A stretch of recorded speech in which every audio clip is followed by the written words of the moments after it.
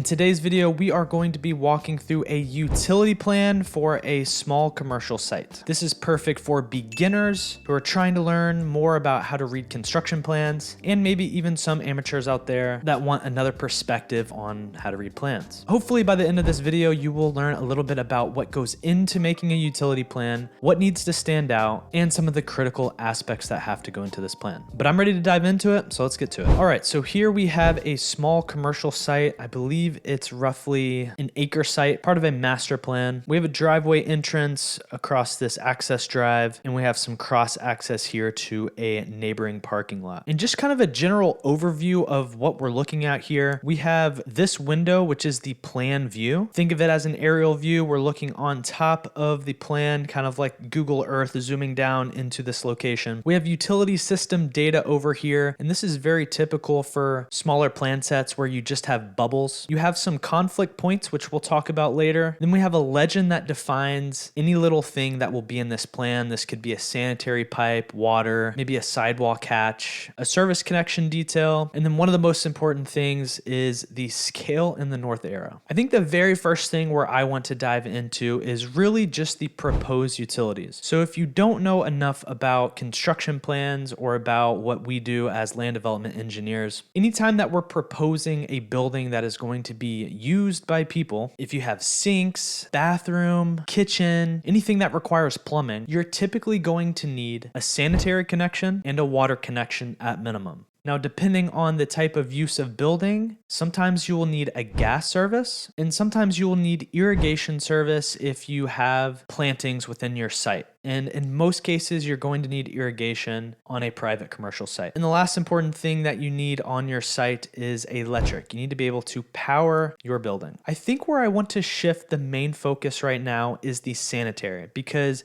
I think the sanitary is one of the most important concepts to understand because it relies solely off gravity. So before I even craft any sort of construction plan set, we're always trying to understand the existing infrastructure that is out on site. With respect to utilities, I'm trying to understand if there is an existing sanitary gravity main or if there's an existing force main. A force main is a pressurized system, meaning I'm going to have a lift station or a pump station to collect the waste and then pump it to the force main. Now, if I have a sanitary gravity connection, then I can actually gravity down from our building connection all the way down to our point of connection. And typically the existing sanitary service is usually along a road. When you're looking at a utility plan, usually things that are shaded back are things that are existing, at least in relation to a utility plan like this. So I'm zooming in here because I'm noticing that I see this sanitary service all the way leading up to my building. So what I'm noticing here is that we have some existing sanitary sewer manholes. That's what SSMH stands for. And it looks like there's a top, which is the very top of that rim out there.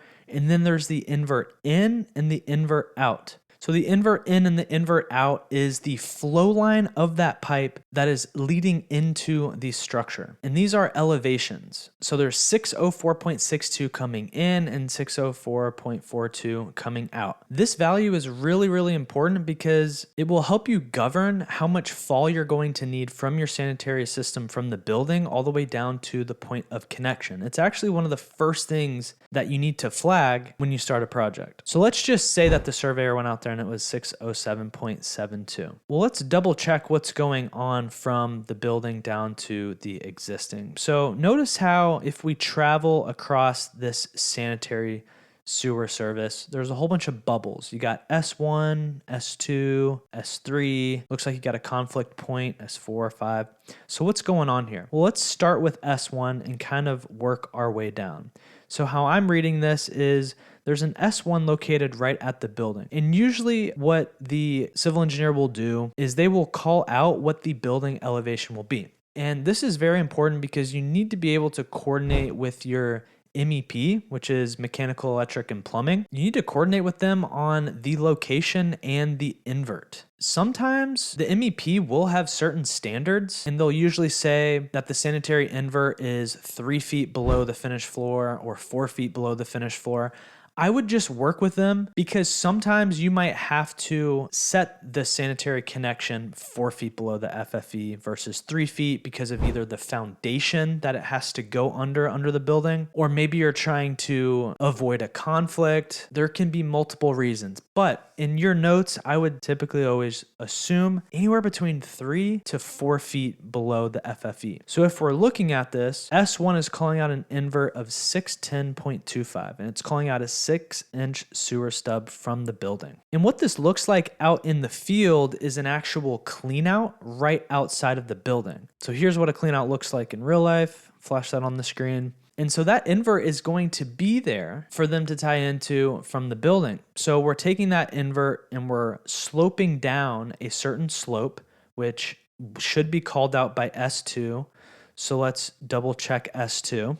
So there's 46 linear feet of 6-inch SDR26 at 1.8 slope. So LF is linear feet, 6 inches the size, SDR26. It usually has to do with the thickness ratio of the material, and it's sloping at 1.8%. So it looks like S3 calls out a clean out here. And typically with clean outs, there are land development codes out there and utility manuals that will tell you that about every 75 feet, you need a clean out. And this is really for maintenance purposes. So the purpose of a clean out is for someone to be able to go in there with like a wand and actually clean out the sewer system if it ever gets clogged up. So when you're laying this out, you need to think about, how you're spacing these pipes. Then right here, we reach our first conflict point. Now, I would put in your notes, this is one of the biggest things that you need to be looking at when you're looking at plans is, are you colliding with any sort of proposed or existing infrastructure? So whenever you see pipes cross,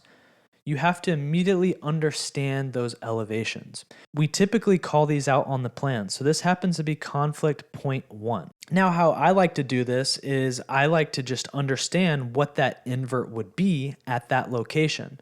You know what that invert would be at this location because you have the invert of this clean out right here. You have the slope, and then you can get the distance from that clean out to that point. So in this case, we display it in our conflict point 1 right here. So we have the sanitary sewer going above the storm pipe. And typically we'll call out the finished grade. We'll call out the very bottom of that sanitary sewer service and then the top of pipe. Now, typically code can vary. Sometimes municipalities will want minimum 1/2 foot. Sometimes they'll want minimum 1 foot. Just always verify that with your city or county criteria. But if it's sanitary and storm, typically you can get away with 1/2 foot, but don't hold me to that. Now, if you happen to be crossing a water line with sanitary, typically most municipalities will want the wastewater to be under the water main. Because think about it, if any pipes were to ever bust, you really wouldn't want to have the nasty water go on the potable drinking water. And usually these types of vertical clearances can be anywhere between 1 to 1.5 feet.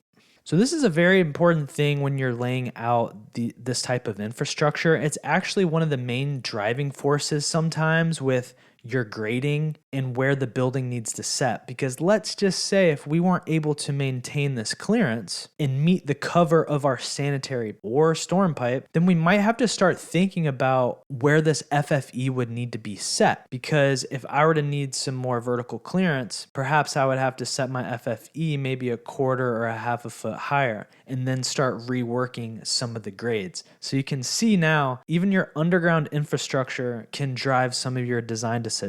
Now, I guess some last things to mention about sanitary sewer services. Notice how everything is straight lines. That's because this is gravity PVC pipe. So it's pretty stiff. You can't bend it. And usually at any of these turns, you're going to use cleanouts to make your turn down to the existing infrastructure. And these are all just Y connections. And if you're ever unsure about what some of these things are looking like, you can always go to your details. That's why you have them. So maybe let's try to find some of these details. So here's a clean out detail. What we're looking at here is the clean out that you'll see on the top of the grade. So this is all underground. There's usually a concrete pad around it. You got your pipe that sticks up. There's a 45-degree bend. And then there's that Y that I mentioned. And this is the stopper. So this clean out has the stopper, from the building connection. So if we were to be looking at this from the building perspective, you'll have your building side to the left of it here, and the building contractor will be able to tie in whatever's coming from the building into this connection right here. So again, if you're ever unsure, always look at your details, go through the city and county standard details. You'll be able to start visualizing this stuff. I think the next biggest thing to look at is our water service. I know sometimes younger engineers get very confused about how to make this point of connection. So I want to stress the emphasis on this water point of connection and kind of like what a meter is in backflow. So let's look at this right here. One of the most important things about this water service is the point of connection. It's also known as a tap. So typically what you have in most cases is a functioning water main. It's pressurized and you need to be able to make a tap into it to make this type of connection. So notice how we have a W3 bubble over here. Let's go to our little legend over here and let's understand what W3 is. So see water service connection detail, the sheet. So somewhere on the sheet, there's a service connection detail. Let's go to it. So let's identify what the heck is going on here. First thing that I notice, again, gray is typically existing infrastructure. So this shaded backline right here is an existing water service. And since this is a master plan, that's typically the case where they'll leave an existing water service and you can extend it. So that looks like to be this case. So what are we proposing here? So propose 1-inch domestic reduced pressure principal backflow prevention assembly installed above ground with insulated enclosure per city water requirements, enclosure to include drain ports, okay, yada, yada, yada. So these right here represent the backflow prevention assemblies, also known as BFP. If you don't know what these look like, here's what they look like. And these are above ground. So that's really important to understand, especially as you are teaming up with your landscape architect. They typically want to plant around these with hedges. So just always understand how big these are. Now, the purpose of the backflow prevention is really within the name. It's to prevent backflow, any contaminants to go back into the system. This allows water that's going in to never actually go back out into the main. Let's look and see what else we have. So 1-inch diameter irrigation service. So this is a very common connection. And what we're doing here is we're having one singular connection, but we're branching off two services. One service is going to be for the potable water main that goes to the building to service the building. The other little branch that you're seeing right here is the irrigation service. So this is going to branch off. It's going to have its own little meter, and this allows the irrigation contractor to connect all their little services to the hedges, the trees, the planting beds, all of that. Now, the reason why you want to have a separate branch and a separate meter is because they have two different uses. One is for the drinking, the other is for irrigation. I know that seems straightforward, but it's important because when you're doing these applications and when you're coordinating with the city and county, these are common questions. And sometimes municipalities won't even allow you to make one connection and a branch for irrigation. Sometimes they might actually make you do 2 points of connection, one for the potable water line and one for the irrigation. So there's a reason why we're showing this, and there's a reason why you ask these questions. The city and county also has to know this because you're going to be applying for these services in your application. This allows the client or the owner in the city and county, it helps to know who's paying for what, because these services, you have to pay for it, just like you pay for rent at your apartment or house.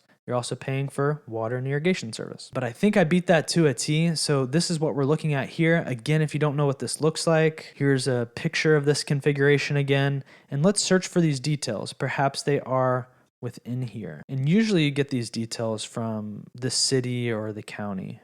Oh, it looks like we do have it. So reduced pressure principal assembly. So this is what it looks like above ground. And I'm sure you guys have seen these often, but this is what it looks like. You got your service. It comes literally out of the ground and then back in the ground up to the building. Now you're probably wondering, what's up with all these little squigglies and arcs? Like why is this pipe able to bend like that? Well, that's because typically with these water services that are like 1 inch to 1.5 inch, they're usually some sort of poly pipe, which is an actual bendy pipe. It's flexible, so you can string this together however you want. And you might have another question. Well, why aren't you highlighting the conflict here of the water and storm? Just keep in mind with these very small water services, I mean, we're talking these are like really small pipes. They will bend under, over. You don't really have to highlight these types of conflicts. What you typically want to highlight is more so the bigger gravity connections like the sanitary and storm, or maybe the gravity versus an actual pressure main. Again, this water right here, it's not a pressurized main, meaning it's not like a 4-inch, 6-inch, 8-inch pipe.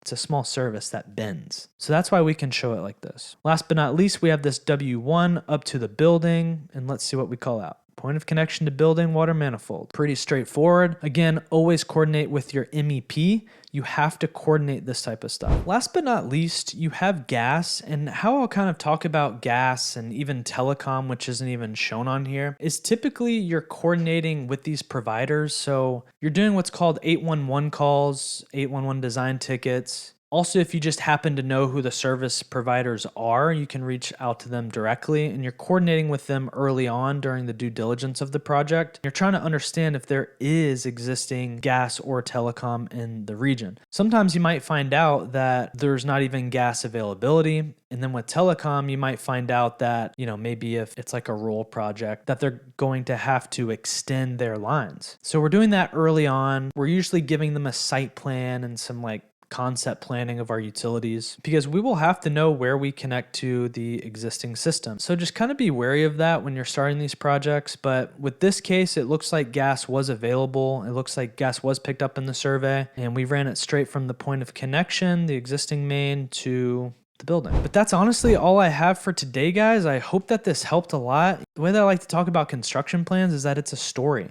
The story starts from the very first part of the cover sheet to a demolition plan, which is what you're removing, to then all of your proposed work. A utility plan is very important because things can go wrong out in the field if you are not thinking critically about the existing infrastructure that's out there and the pipe conflicts. But that's all I have for today. If this helped, drop a comment below. Tell me what you'd like to see next. And if there's anything that you want me to continue on with these utility plans, just let me know. Hope everyone has a good day, and I'll see you in the next video. Peace out. Y'all should get to know me more. I'm dope, sober, lone soldier, but I've grown older. My stones colder, bones frozen, mind is a roller coaster.